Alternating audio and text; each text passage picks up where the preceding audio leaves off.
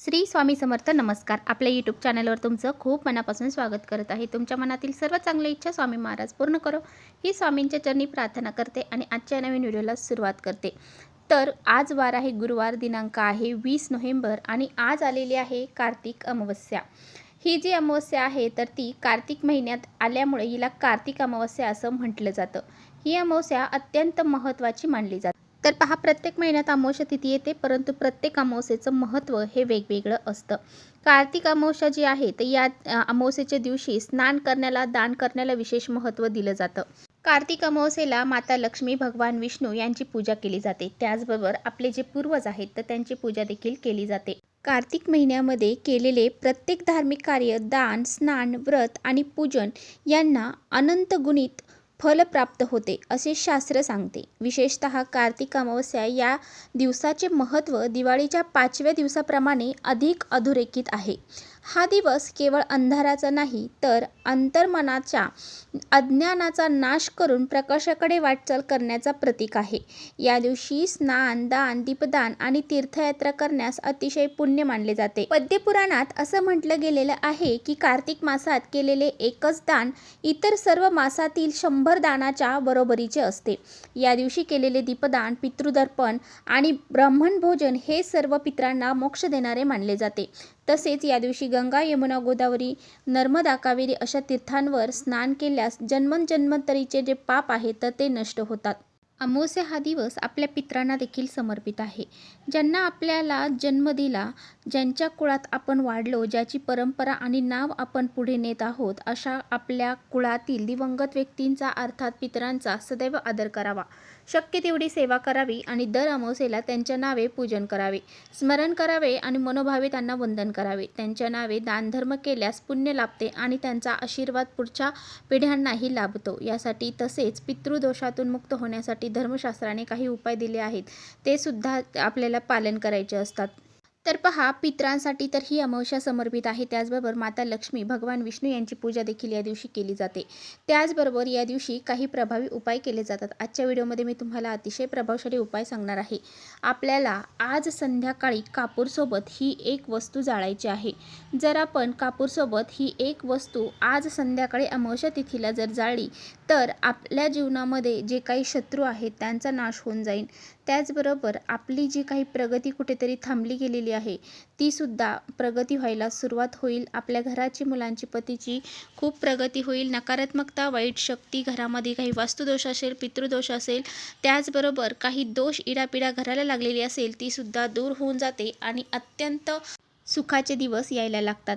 म्हणूनच आपल्याला हा उपाय कसा करायचा आहे याबद्दलची संपूर्ण माहिती आजच्या व्हिडिओत आपण जाणून घेणार आहोत. त्यामुळे तुम्ही कुठे व्हिडिओ स्किप न करता शेवटपर्यंत नक्की बघा, जेणेकरून तुमच्यापर्यंत योग्य ती माहिती पोहोचेल. आपल्या चॅनलवर नवीन असाल तर चॅनलला सबस्क्राईब करा आणि असेच नवनवीन माहितीपूर्ण व्हिडिओ पाहण्यासाठी बेल आयकॉनला प्रेस करा, म्हणजे मी जेव्हा कधी नवीन व्हिडिओ अपलोड करेन त्याचं नोटिफिकेशन सर्वात अगोदर तुम्हाला भेटेल आणि तुम्ही एकही व्हिडिओ मिस करणार नाही. त्याचबरोबर खाली कमेंट्समध्ये जय महालक्ष्मी लिहायला अजिबात विसरू नका. व्हिडिओ माहितीपूर्ण वाटल्यास आपल्या मित्रपरिवारांसोबत नक्की शेअर करा. तर पहा, आजच्या व्हिडिओमध्ये जो काही उपाय मी तुम्हाला सांगणार आहे तर हा उपाय आज संध्याकाळी आपल्याला करायचा आहे. संध्याकाळी कधी तर संध्याकाळी 6 वाजल्यापासून ते रात्री 12 वाजेपर्यंत हा उपाय तुम्हाला करता येणार आहे.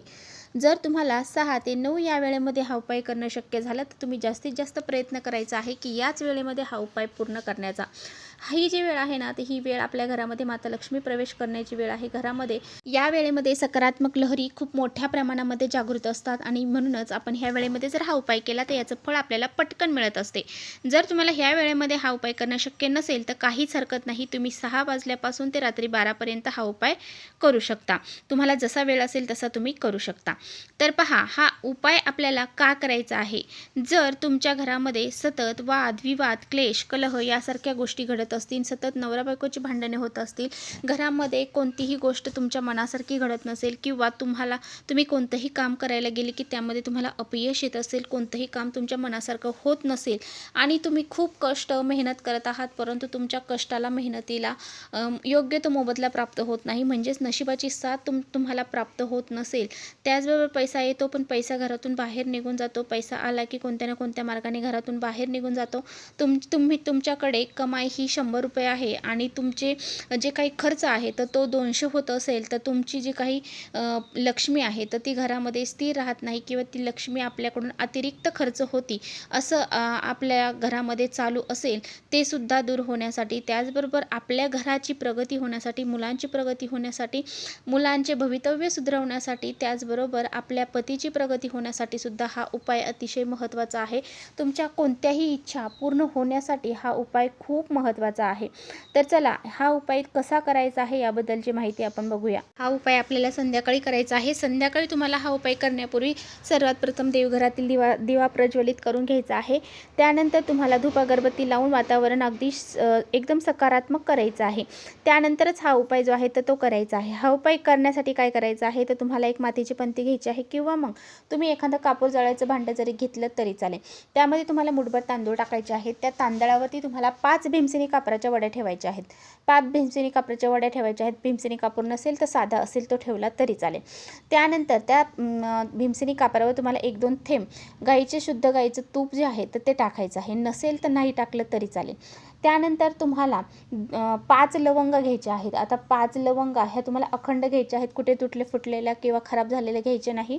लवंग जर आपण चांगले घेतलं तर त्याचं फळ देखील आपल्याला चांगलंच प्राप्त होते, म्हणून आपल्याला लवंग चांगले घ्यायचे आहेत. त्याचबरोबर आपल्याला 3 हिरव्या वेलची घ्यायच्या आहेत. हिरव्या वेलची देखील तुम्हाला त्यावरती ठेवायच्या आहेत. त्यानंतर तुम्हाला काय करायचं आहे तर तुम्हाला तुमच्या हातामध्ये थोडीशी काळी तीळ जे आहेत तर ते घ्यायचे आहेत आणि थोडेसे पिवळी मोहरी जी आहे तर ती घ्यायची आहे. ती हातामध्ये घ्यायची आहे आणि काय करायचं आहे, तुमच्या घरामध्ये जी लहान मुलं असतील, मोठी मुलं असतील, त्यांच्यावरून तुम्हाला डोक्यापासून तर खाली पायापर्यंत ती पिवळी मोहरी आणि ते काळे तीळ त्यांच्या डोक्यावरून तुम्हाला पायापर्यंत 7 वेळा उतरवून घ्यायचे आहे. आता तुमच्या घरात जे काही बाधित किंवा आजारी पुरुष असतील किंवा आजारी व्यक्ती असतील, त्यांच्यावरून सुद्धा तुम्हाला ते उतरवून घ्यायचे आहेत.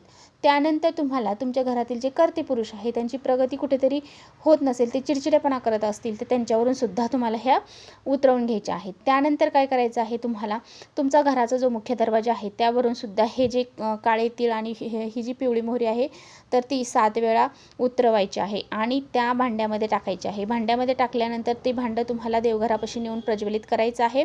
प्रज्वलित केल्यानंतर थोड्या वेळासाठी ते भांडं तिथंच ठेवायचं. ओम नमो भगवते वासुदेवाय नमः या मंत्राचा जप करायचा आणि ते भांडं तिथून उचलायचं आणि ते भांडं तुम्हाला संपूर्ण घरामध्ये फिरवायचं आहे.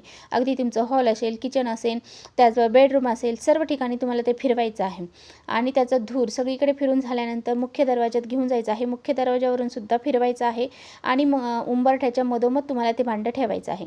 जोपर्यंत ते जळत आहे तोपर्यंत जळू द्यायचं.